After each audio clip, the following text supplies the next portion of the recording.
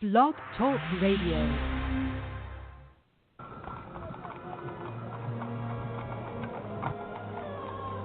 The year, 1888. The place, London's East End. Dead and mutilated bodies are popping up all over, from Stamford to Whitechapel. Jack the Ripper is leaving his mark, and the city's on edge. Yvonne-Maso is back with a tale of murder and millinery. The Rhodes Hat Factory is booming while the body count rises. Why now? How are these hats connected? Has the Hatter gone mad? Mad Hatter from Yvonne-Maso. Available now on Amazon.com. Well, good evening, ladies and gentlemen. This is Yvonne-Maso. This is Off the Chain, and it is Thursday night. My guest last night had to cancel her show due to illness. So with everything that has been going on in my life for the last couple of days, I just said, well, we're just going to take the night off and regroup and come back with our week starting on Thursday. Of course, that was a piece of shameless promotion by my ad man, Christopher Dunham. And if you want somebody that does a killer job doing ads, get a hold of Chris. He is on my Facebook page, and he absolutely makes stunning ads. And, of course, that was the Mad Hatter. And if you're into all things murder mystery in England in 1888, download it or go on to Amazon and buy the hard copy. Now, ladies and gentlemen, y'all know I love my show. Well, it's not really my show. It's the show of my guest, because it is my guests that make this show successful. And I was just telling my guest tonight while we were waiting to go live that the show is growing so fast that I can barely keep up with it anymore. Seriously, I need a personal assistant, I'm telling you, because I am booked through August. I have people like my guest tonight that would like to get on in July or August, and I'm already booked. So if you've got a book out there or music out there that you're going to release, like from September to December, please let me know now at offthechainradio@yahoo.com, because I fill up quickly so we can launch it on this show. This morning when I ran the numbers, just on Blog Talk Radio alone, we're at 7,101 listeners. Ladies and gentlemen, this show's not even a year old. We're almost to 8,000 listeners just on the show. Overall, with all the podcasts that I have and that I put out there and that Blog Talk puts out there, we're at 16,555 listeners. We're going to reach 20,000 listeners before the end of the year. That is absolutely amazing to me, that this show that started out as a 5-year dream to give authors, artists, musicians, business people, people with a platform, entrepreneurs, dreamers, an opportunity to get themselves out there at no cost to them. This show has taken on its own life form. And to be perfectly honest, ladies and gentlemen, I could not do it without my guests. They are the heartbeat of this show, and I am so proud of them. I am so proud of their success. I am so proud that they honor me with an hour of their time. It is very humbling. So with that being said, I've brought a guest back that has been on my show before, who I absolutely adore. And I am late launching his book. It's already been out there for a minute. And to be perfectly honest, sadly, he asked me to read it before he launched it, and I ran out of time, and I am very, very sorry that I ran out of time, but I will be downloading his book and reading it, because this man's writing will absolutely set you on your heels. It makes you think. It creates a range of emotions that you didn't know that you had, and when you put the book down, you want to go out and fix the problem. The author tonight is Chad Lutzke, and like I said, I adore this author. He is phenomenal. He lives in Battle Creek, Michigan with his wife and his children, and he works as a medical language specialist. and for over 2 decades, he's been a contributor to several outlets in the independent music and film scene, including articles, reviews, and artwork. He loves music, rain, sarcasm, dry humor, and cheese. This is a man after my own heart. He has a strong disdain for dishonesty and hard-boiled eggs. And we could discuss the hard-boiled eggs because I love hard-boiled eggs. He has written for famous Monsters of Filmland, Rue Morgue, and Scream magazines, and is a regular contributor to horror novel reviews, Halloweenforevermore, and Heavy Planet. And you can find him lurking around on his Facebook author page and his Amazon author page. Chad, my dear friend, thank you for coming on tonight. I appreciate it so much. Well, thank you, Yvonne. Thanks for having me. Appreciate it. Well, you're one of my favorites. I mean, after all, after I read Foster Homes and Flies, I had to know more about you. That book still haunts me. Well, thank you. Now, you've been on before, so if people want to know your history, they can go and listen to our first show. Chad, ladies and gentlemen, was one of our first guests on this show way back last year. I mean, this show's been on since July. Chad was one of my first guests. So since we talked last time and tonight, what have you been up to? Let's see. I haven't really. Well, I've published several different short stories since then. Through different anthologies. I've got a handful of those coming out this year that I'm really excited about. And I released my novella Wallflower, which it's shorter than Foster Homes and Flies, but it's still got and it's probably a little grittier. Well, I know it is. It's a little bit more disturbing, and it's not necessarily horror, but it is dark fiction, and it's kind of got that same feel. The same people who like Foster Homes and Flies really like Wallflower quite a bit. Well, let's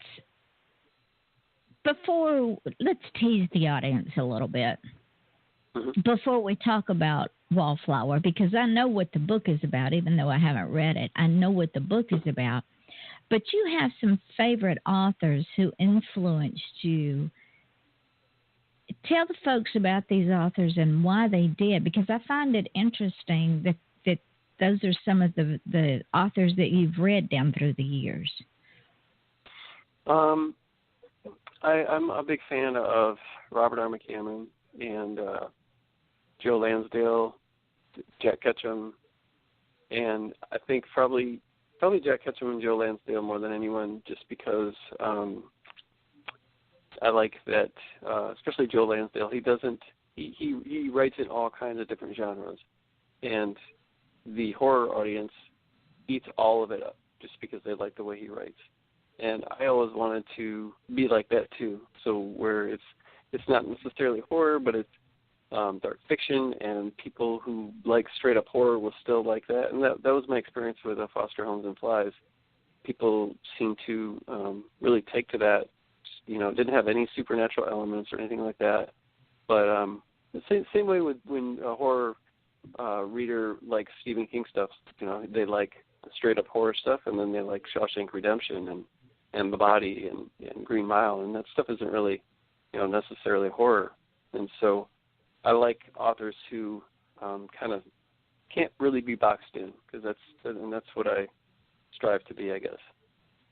Well, and let's go to the Green Mile. Let's talk about the Green Mile, because that's one of my favorites. Mm-hmm.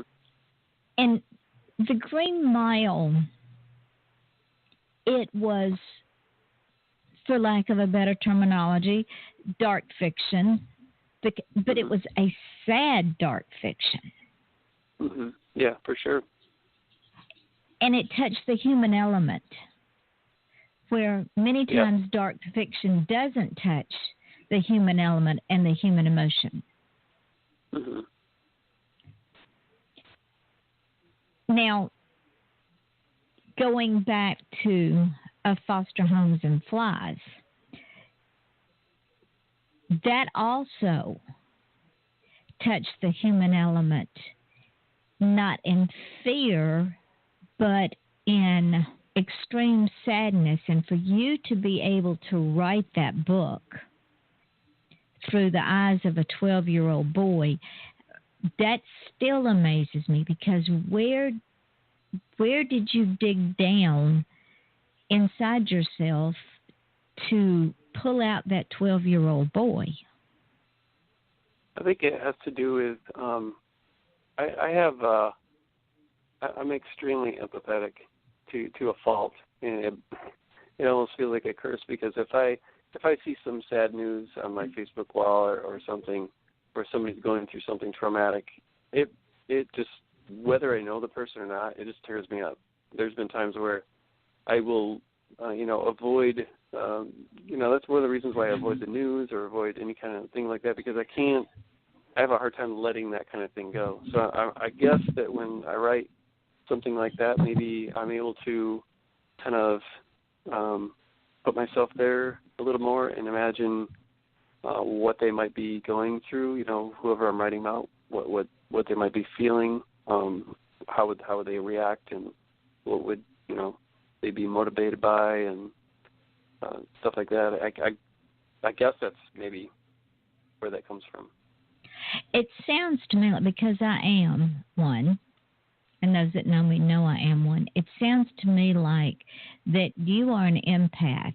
And ladies and gentlemen, for those of you who do not know what an empath means, an empath is someone like myself, and from what Chad is telling me, like Chad, we take on the energy of other people, and if it's a negative energy, we take that negative energy on, and it wears us out.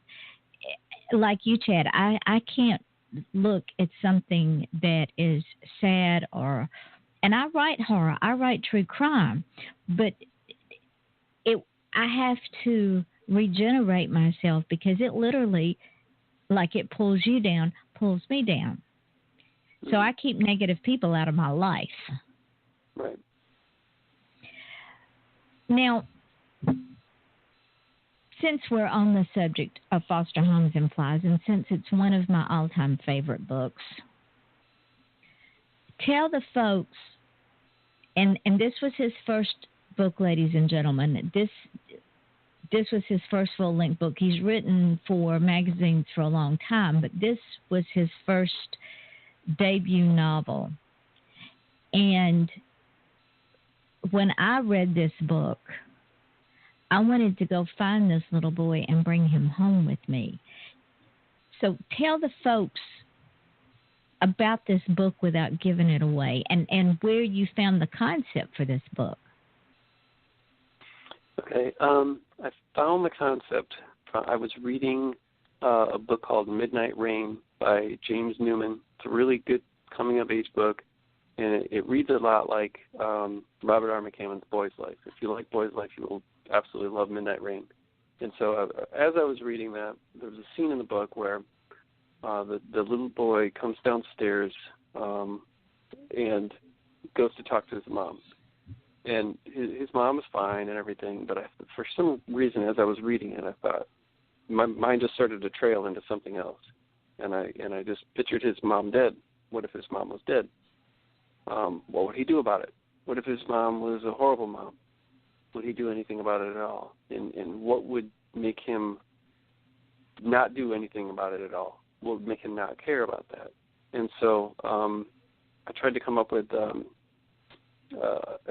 really strange, kind of off-the-wall reason for him to do nothing about his mother dying. So as soon as I got done writing something I was writing at the time and then reading James Newman's book, I started writing A Foster Home and Flies. And I contacted Mr. Newman, and I spoke with him quite a bit through the process and stuff, and I told him how I'd gotten the idea. So there's a couple different I pay homage to him in the book as well as in the acknowledgments of the book. But the book itself is about Foster Homes with Flies is about a boy who has a horribly alcoholic mother who dies in her sleep, and the young boy finds her, and he has this doesn't have a lot of friends, doesn't have a lot going for him, but one thing he's excited about that year is that there's a spelling bee coming up, and he has been waiting and trying so hard to attend the spelling bee, and he's afraid that if he calls the police on his mother, because he has no other family, that they will take him away to a foster home where he will not be able to do the spelling bee. So he lives his life for the next week avoiding letting anybody know that she's dead so that he can attend the spelling bee. That's pretty much what the book is about. And ladies and gentlemen, in reading this book, when one reads it, it's like one is standing inside the book and watching this child as he goes through this week. And Chad, my heart literally broke in half. I know I told you that the last time, but that book stays with me because what people don't understand is children have emotions and children have feelings, and adults tend to push that aside as unimportant. And you brought that to the forefront in such a powerful way. Yeah, it's a sad book. It was sad writing it, and it's made a lot of people cry, mainly men. Really? Yeah. More men have told me that it made them cry than women. That's interesting. Yep. I would have thought it would have been the other way around. Yeah, most of the women want to, like you said, they would just want to hold him and hug him, and then the guys cry. Several author friends of mine, and just readers have told me, male readers, that it made them cry. I wonder if it's because they felt helpless and hopeless, that they couldn't fix it or do something about it. Maybe, yeah, and maybe because there's a certain the boy Denny, he has your average life, likes to ride his bike, build forts and stuff like that, and that's what us guys like to do. And then you toss something in there that maybe they can't relate to, and thank God they can't. And it's disturbing because that's not how it was for them. And so you watch this kid go through something that he shouldn't have to go through. And all he really wants is this small, silly thing, But to him it's extremely important. And again, as adults, we tend to poo-poo that children feel are important because it's not important to us. Oh, well, there's another spelling bee, or oh, well, there's another fair, or oh, well, there's another this or that. But at that moment in time, that's all that child has, and it's very important to them, and we don't take that into consideration. Yeah, his perspective is totally different than your average kid. He already felt alone anyway. So, he wants to feel like he's accomplished something. And if I'm not mistaken, he had wanted to do the spelling bee the year before, correct? And couldn't for whatever reason. But he's chickened out, so all the more reason to really go for it and not let anything stop him. Yep. So it was not only was it important because it was something he wanted to do, but it was a sense of accomplishment and not failing again that he needed to feel. Mm-hmm. Yep. Ladies and gentlemen, I don't know how many of you all have been in that position as children or as adults where you wanted to do something really, really bad, but you just wouldn't take that leap of faith, whether as a child, whether as an adult. And then when it came around again, you just wanted it so bad you couldn't stand it. and then something happened and you couldn't do it, or something was going to get in the way and you weren't going to be able to do it. We don't know how we would react in that situation. And what Chad has done is he has taken a 12-year-old boy who, 12-year-old Chad, he's hitting puberty too. You know, he's at that in-between age. He's not really a little boy anymore, and he's not really a big boy either. He's sort of in between. Mm-hmm. And would it be fair to say that the psychic of this little boy was confusion in how he felt about himself, his mother, life in general, and all these unanswered questions are dancing around, as well as, I've got to go do this to prove I'm somebody?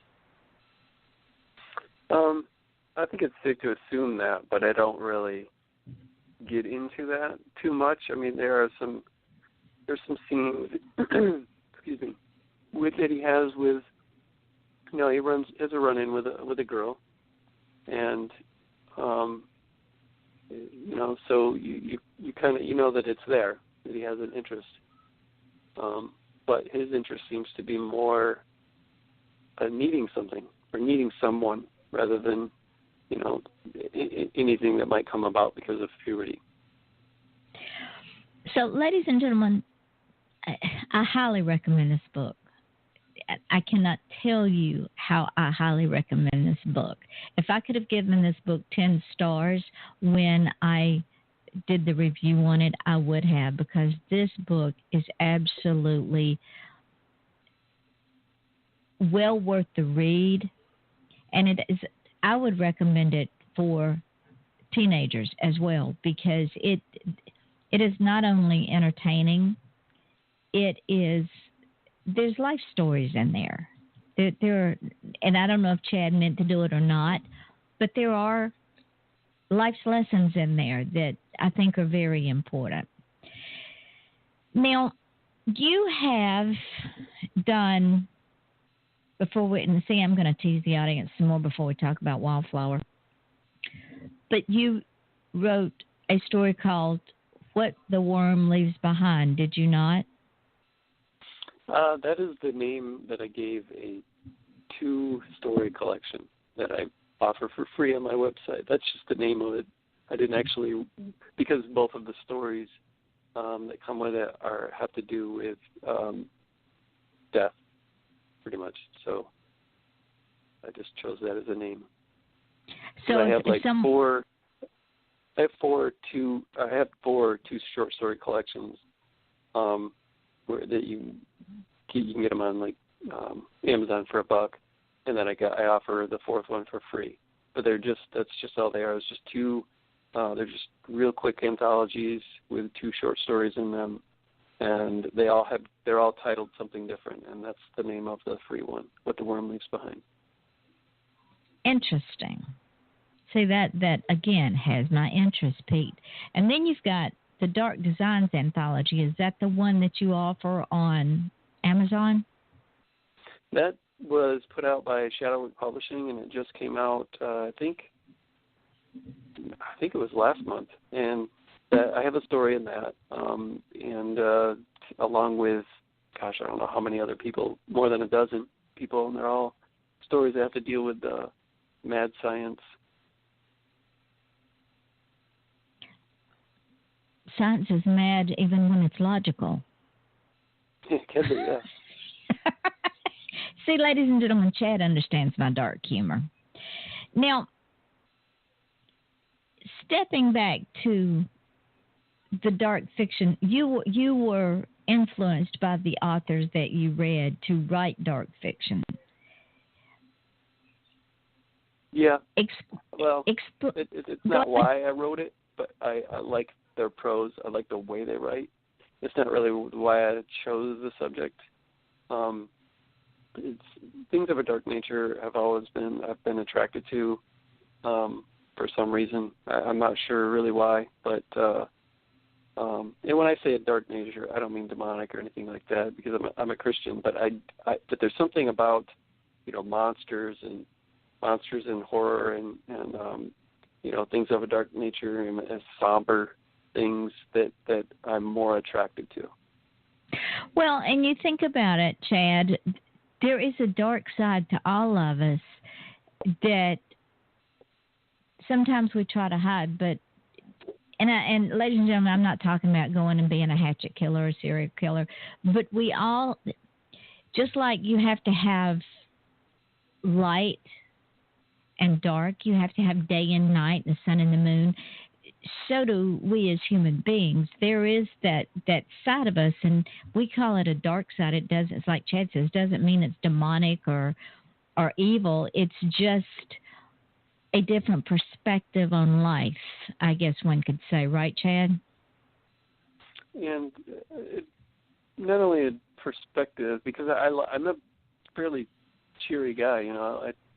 I'm happy most of the time. I don't sit around and, you know, put pale makeup on and dress in black clothes all day. But there is there's also an attraction too that for the life of me, I can't put my finger on. I've got reports that my mom gave me that she got from as early as my kindergarten teachers who stressed their concern with my obsession with monsters and gore.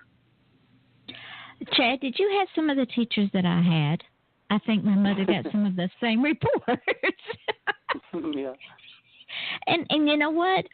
It's okay for us to think that way because we live in a real world, and it's not our own reality. We are logical, practical, reality-thinking people. Mm-hmm. But we also understand that there is that fascination with the dark side, if you will. What makes someone want to be a monster? What makes someone like being a monster? There's nothing wrong with that. Mm-hmm. Yeah, a curiosity. And people like to be scared, quite frankly. They enjoy being scared. Yeah. Yep. So, see, ladies and gentlemen, we're not all bad, maybe.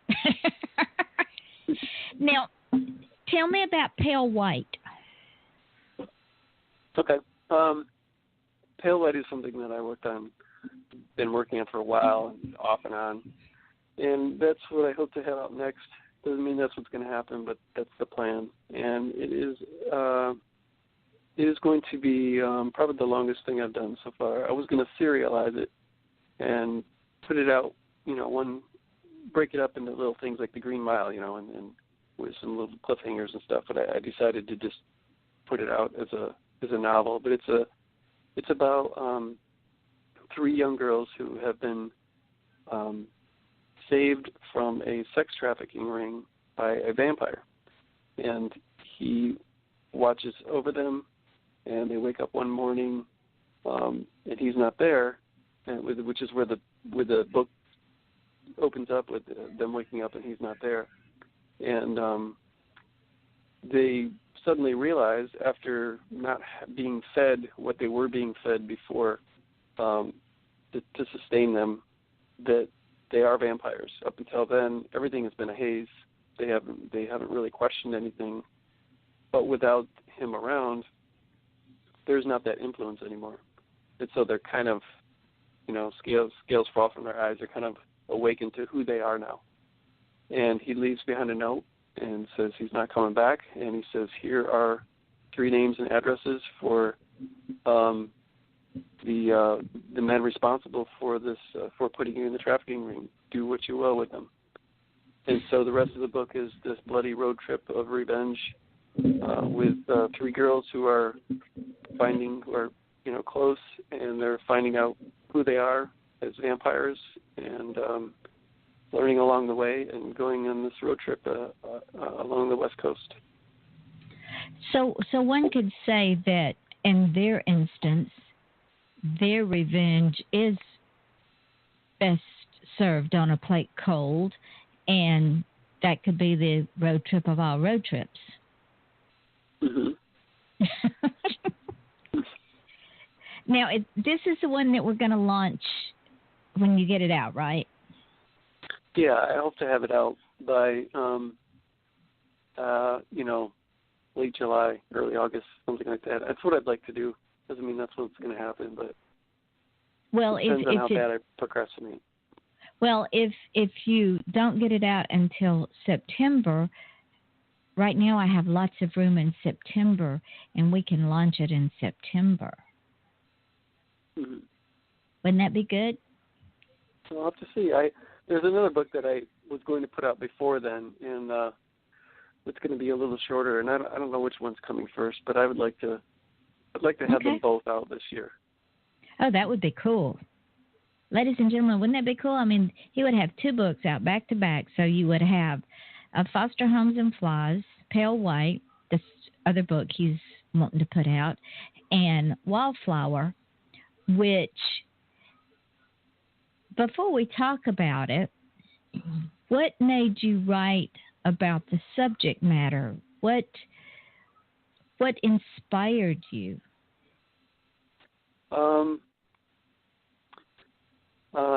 Well, I guess I should say what it's about first. So that it's about a graduate, high school graduate that has a run-in with a homeless guy who is a junkie, and he finds himself. The graduate finds himself pretty much obsessed with why someone would throw their life away like that just for drugs. And so he decides he's going to try it just one time. And we know that doesn't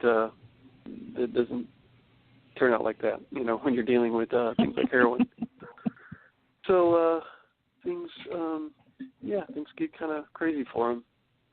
And that's what the book's about. And I got that from mainly I'm very very against drugs of any kind, and I have to a certain extent I have a history with them long ago. But here locally, people are dying from heroin overdoses because some genius decided to lace the product with a heavy tranquilizer. I think it's an elephant tranquilizer. Mm-hmm. And it has killed many, many people, not just in my town, but in other places here in Michigan, I believe. And people are already ODing on the stuff, but now they're ODing and dying from it to the point where the medics cannot. They keep running out of, I think it's called Narcan or yes, something like that, where they inject someone who's OD'd, but they're running out of this because they're using it all the time.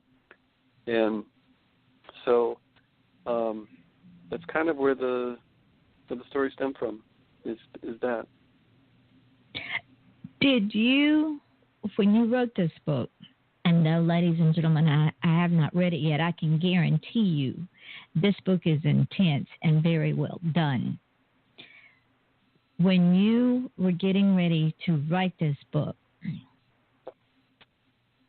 did you do a lot of research into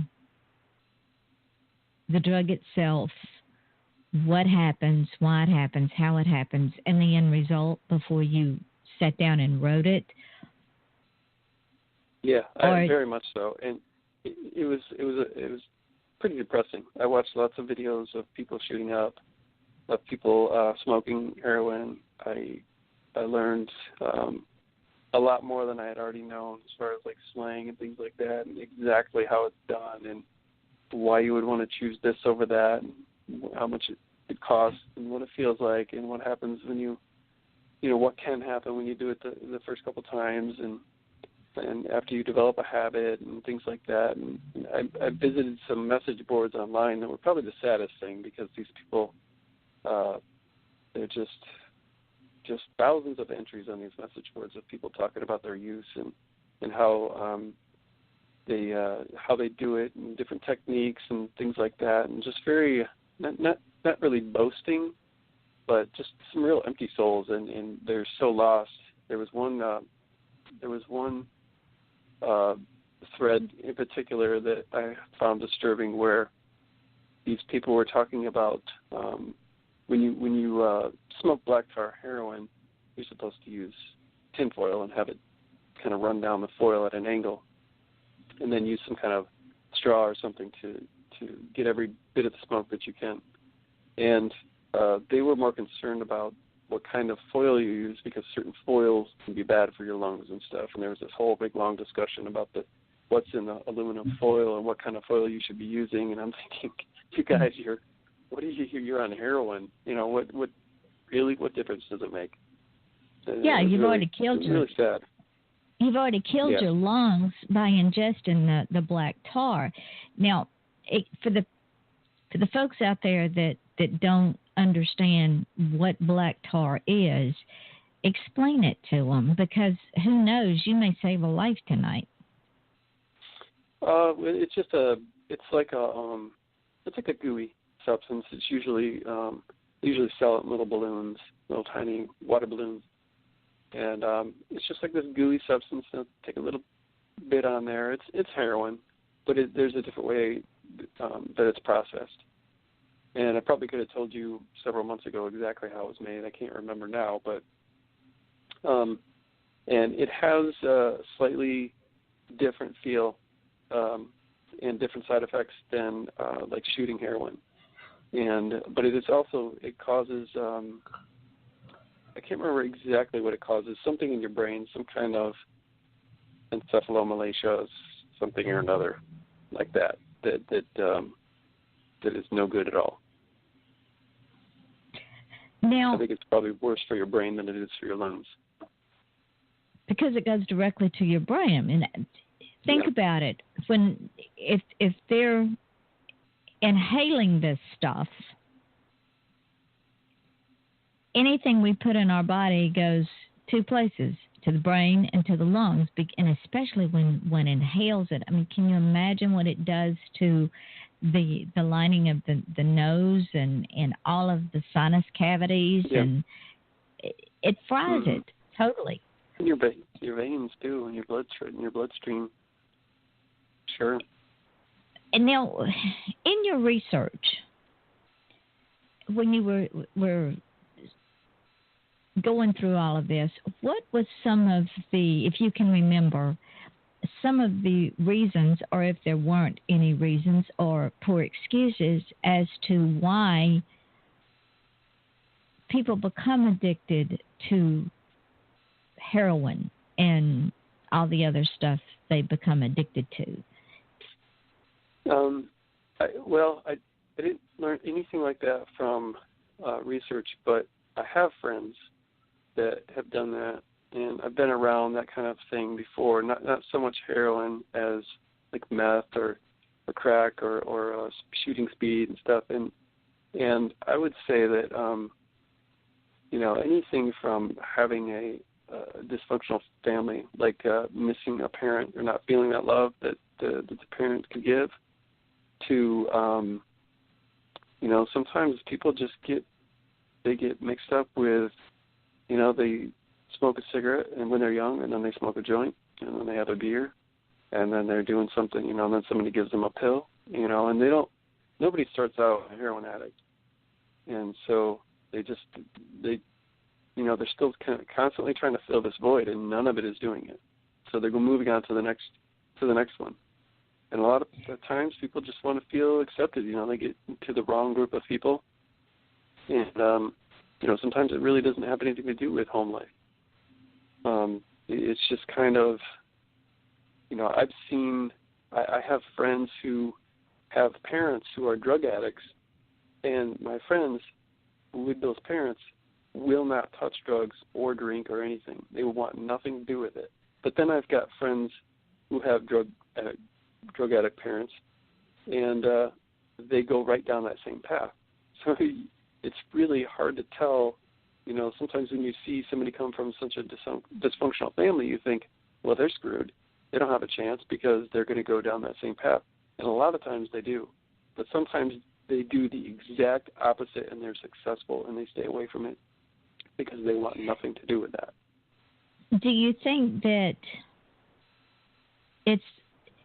a lot of it has to do with the psychology of the child and their perception of where they want their life to go and how they want their life to go?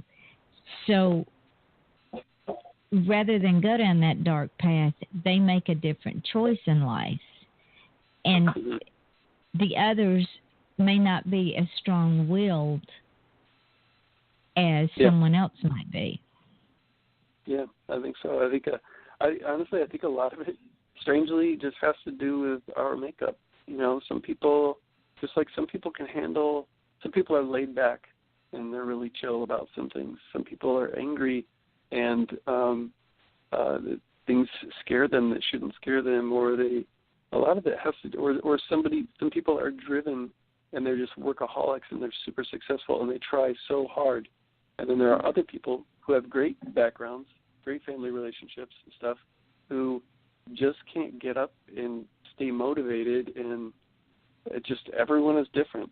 And I don't necessarily think that I don't blame it on like poverty-stricken neighborhoods or whatever. I mean, we've all seen success stories from people who come out of those kind of bad situations, who decide they want more, and they go out and they get more, you know, and their lives are totally different. And then you've got the guy or the girl who just can't find that motivation.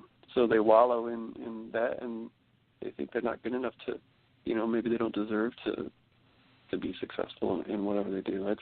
It's really hard to say. I wish I had the answer, because I see, you know, a lot of my friends that come from the same boat. And like I said, one person is doing something completely different than the other person. And some people are just so driven and so motivated to not stop until they reach success. And those people both come from good homes and horrible homes. Well, the sad part of drug addiction in any form, whether it's alcohol, whether it's drugs, whether it's sex, whether any type of addiction, it becomes your master. And you're always thinking of ways to serve this master. Mm-hmm. And it literally it doesn't just destroy the addict, but it destroys families, it destroys friendships. And Chad, it also destroys the future, because that addict, who knows what that addict could have done had they just gone a different way. Oh, yeah. Yep. Because I have seen successful people become addicts and lose it all. A lot of the professional ball players, a lot of the movie actors, very successful, very well sought after, and boom, just that one drink or that one drug, you know, they take another one, that takes another one, and pretty soon they're on Skid Row. Yeah. So, ladies and gentlemen, what the bottom line is, if you're thinking about it, understand that you are more important than that next hit or that next drink of alcohol or that next pill or that next shoot up or that next snort up. You're more important than that. Now, with your book Wallflower, why did you name it Wallflower? I usually name stuff to where you would ask that question until you read it. So it's kind of a play on words, and I don't really want to give anything away. I will tell you that one of the meanings is, you know, a wallflower is kind of like a, you know, like a somebody who doesn't fit in, you know, right. Kind of a loner that doesn't fit in, and so that's one part of it. That's all I'll say. See, ladies and gentlemen, see what he does to me?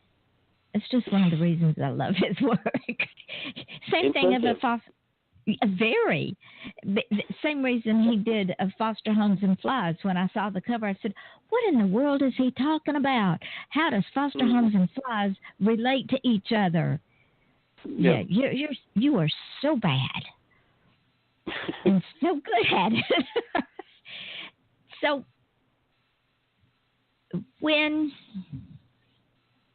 you finished writing this book, and I don't think I've asked you this question about Foster Homes and Flies, but as artists and as writers, when I finish writing a true crime, And I've been immersed in it for months and months and months and months.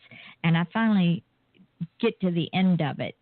And I've gone through the edits, and I've gone through the rewrites, and I've gone through the pulling out of my hair, and I've gone through this, and I've gone through that. And I finally says, okay, I'm done. I'm ready to send it off. Do you get a feeling of sadness because you've been in that book for so long? Not at all. Like no. You're No, ready to be gone with it. I'm like, good riddance. Yeah, I mean, I can understand why someone would feel that way, but for me, anything that I do artistically, unfortunately, most of the time it stresses me out because I'm a perfectionist and I think that everything has to be perfect. So while I'm in the process of it, I just want to be done so that I can look at it and stand back and smile. I do the same thing with painting because I don't like painting even a little bit. There's been a couple paintings that were fun to do, but for the most part, it's just a stressful struggle. And because I'm, of course, my own worst critic, and I just sit there and I think I'm too hard on myself. And then when it's finally done, same with a book or even just a short story, I'm just glad to be done, and then I'm proud. But until that point, and that's probably why I keep doing it, is because that constant, cool, I got this one done. Here's, and then you get to share it with people, and then of course when they tell you that they enjoy it, then that's what it's, for me anyway. That's really what it's all about. Do you find yourself exhausted?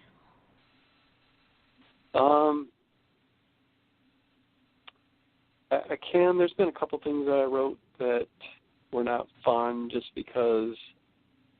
I'll give you an example. I was invited to write in an anthology that's coming out later this year. One of my favorite authors is in that anthology as well. And it is for extreme horror. Now, I don't really write extreme horror, and I don't read it. I've got a lot of friends who write it, and I just don't, I don't read it. Gore doesn't bother me, but when I don't necessarily, I'm not into, like, stories about, grotesque sex and, gratuitous things that are, it's just a gross out, I don't, not inhabit that. But I was invited to this book, or to this anthology to write an extreme horror story. And so I jumped on it, and then I got an idea for a story. I started writing it, and I was writing it, I think this was about a week ago. And I grossed myself out completely, and I can handle gore. It's not so much the gore that bothers me. I've gotten really nasty in some of my short stories in quite a few of them. It's not that. It's when someone's psyche is messed up, and I portray them as doing something that's completely irrational and insane. That's when it starts to get a little dark for me.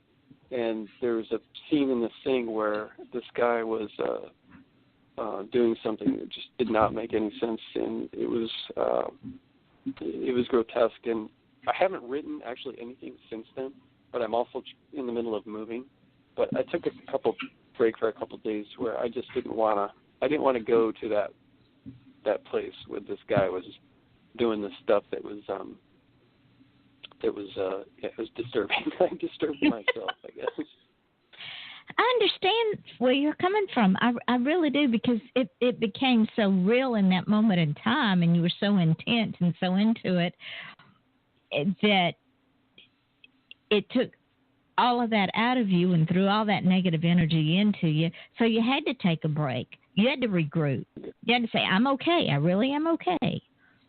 Yeah, I mean, I'm definitely looking forward to being done with that. I don't know how many more of those kind of stories. There is a story I wrote in my anthology, Night as a Catalyst, about, it's called Deprivation, and it's about a trucker who has a toothache, and he's on the road, so he can't really do anything about it. His toothache is so bad that it's causing insomnia, and he's not able to eat.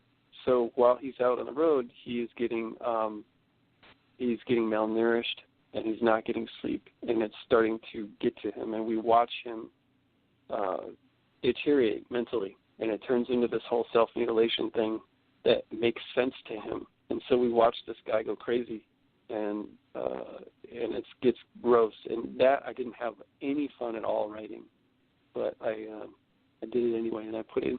So in this story, it's got that same kind of feel where it's like I'd rather not go there again kind of thing. It's not really me.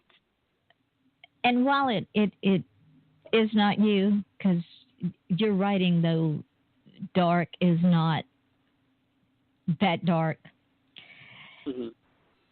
But as artists, sometimes we have to get out of our comfort zones and go into that place in order to come back and be better writers in what we're comfortable with. Yeah, I mean, I think in my case with these particular stories, I don't know if it's anything that I'm learning from. I mean, I know that I if I really wanted to, I could just write, the nastiest story ever or the sexiest story ever.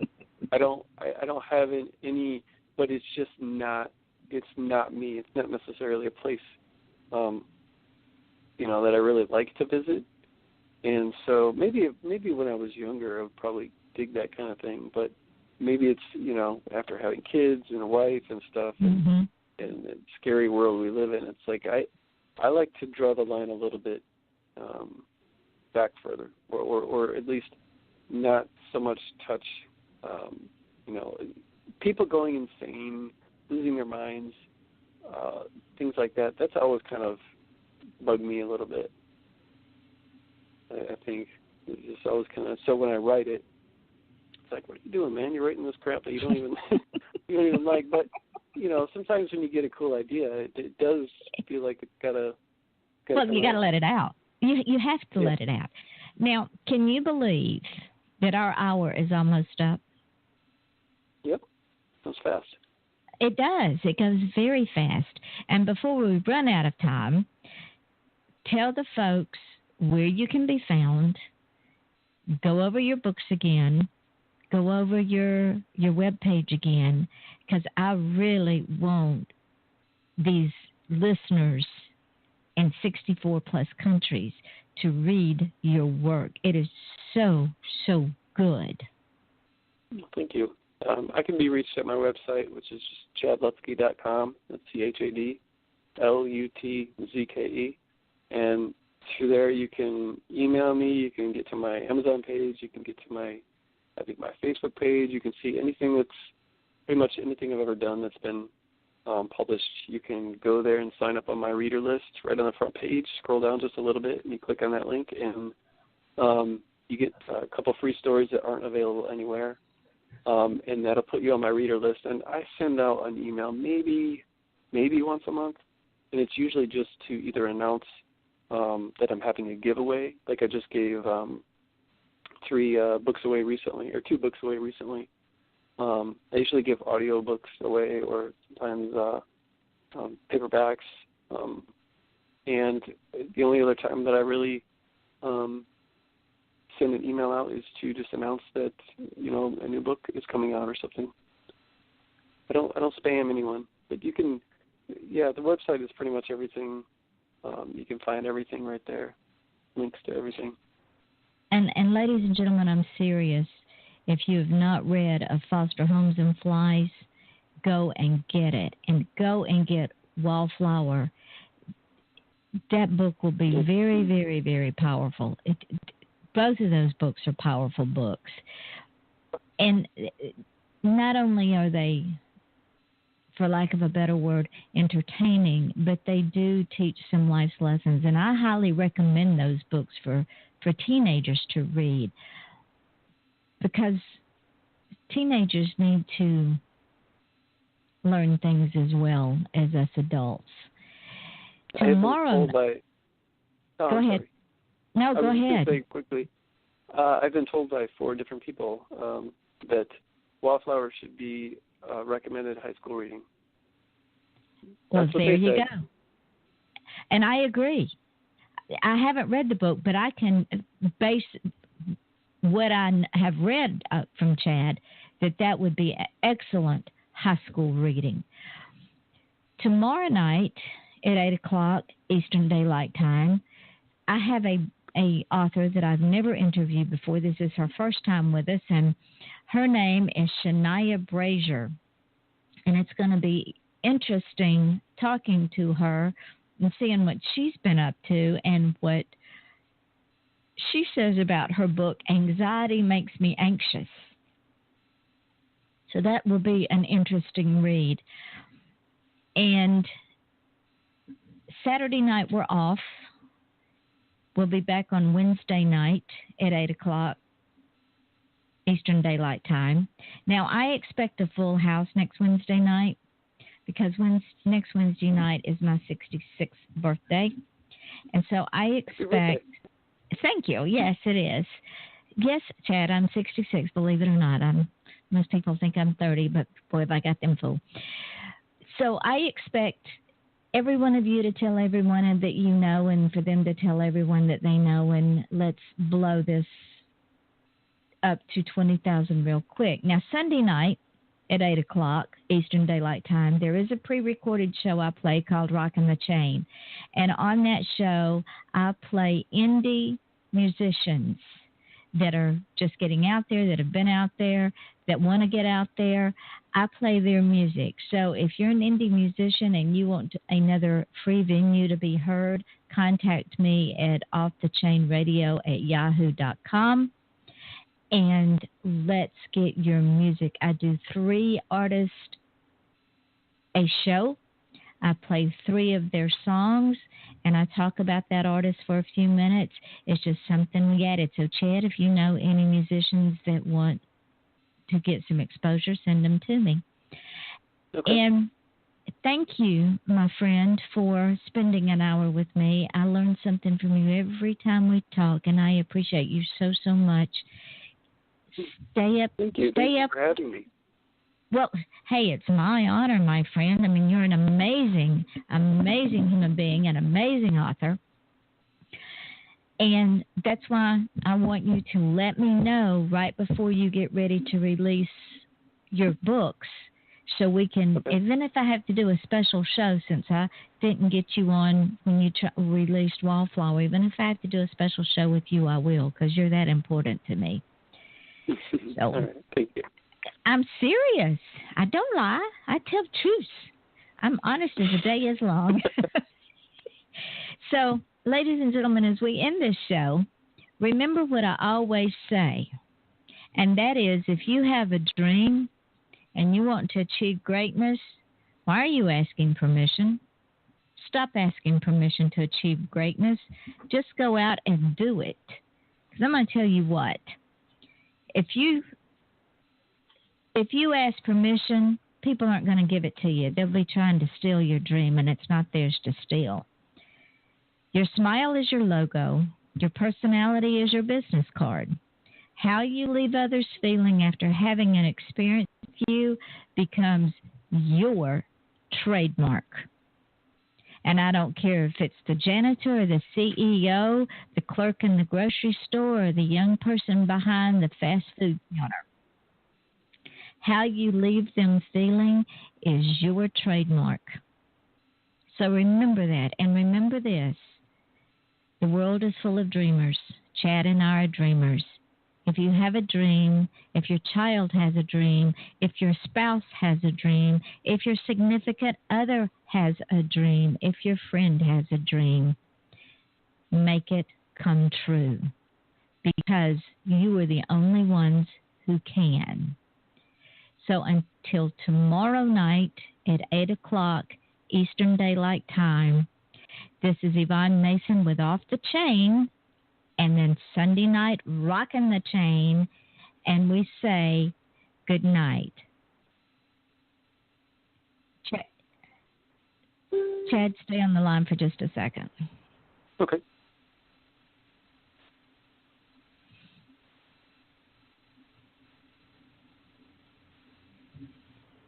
Okay. What I wanted to tell you is as soon as we get off from here and I put this thing up in archives, I'm going to put it on my page just like I did the last time, and I'm going to tag you in it.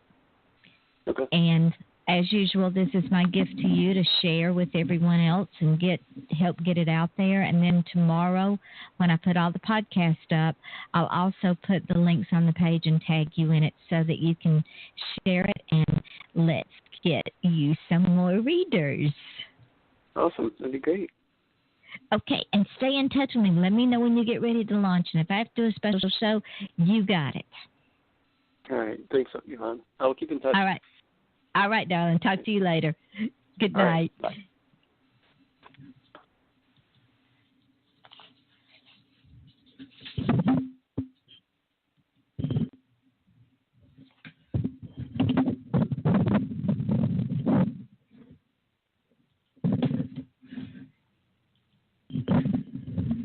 To unplug you.